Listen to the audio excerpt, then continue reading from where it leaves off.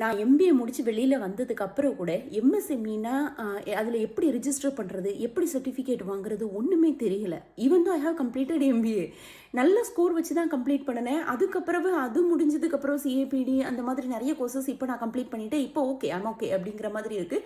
But a few years before அப்படின்னா MBA முடிச்சு வெளியில் வரும்போது எதுவுமே கிளியரான மைண்ட் செட்லேயே இல்லை. எப்படி பண்ணுறது ஏது அப்படிங்கிறது ஒன்றுமே தெரியல. ஈவன் தோ completed MBA I didn't know anything அப்படிங்கிறது வந்து பெரிய கொஸ்டின் மார்க்காக இருக்குது. அப்போ என்ன தான் நம்ம படித்தோம் எம்பிஏல அப்படிங்கிற மாதிரி ஒரு கொஸ்டின் மார்க்காக இருக்குது. இப்போ சிஏபிடி கோர்ஸ் இங்கே முடிச்சதுக்கப்புறம் எனக்கு தோணுன சில விஷயத்தை தான் நாங்கள் ஷேர் பண்ண போகிறோம்.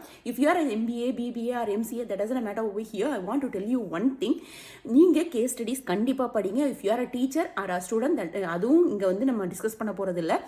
டீச்சராக இருந்தால் கண்டிப்பாக கேஸ் ஸ்டடீஸ் நிறைய எடுத்து பசங்களுக்கு கிளாஸ் எடுங்க. தயவு செய்து ஸ்டூடெண்ட்ஸாக இருந்தீங்கன்னா தயவு செய்து கேஸ் ஸ்டடீஸில் நிறைய கான்சென்ட்ரேட் பண்ணுங்கள். இப்போ கரண்ட்டாக என்ன போகுது அப்படிங்கிறத கண்டிப்பாக தெரிஞ்சிருக்கணும் கம்பெனிஸில்.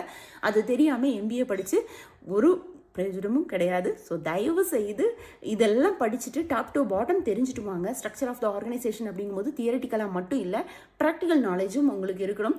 ஸோ நீங்கள் அசைன்மெண்ட்டை காசு கொடுத்து வாங்காதீங்க. ஓகே, சேனலை மறக்காமல் சப்ஸ்கிரைப் பண்ணிடுங்க.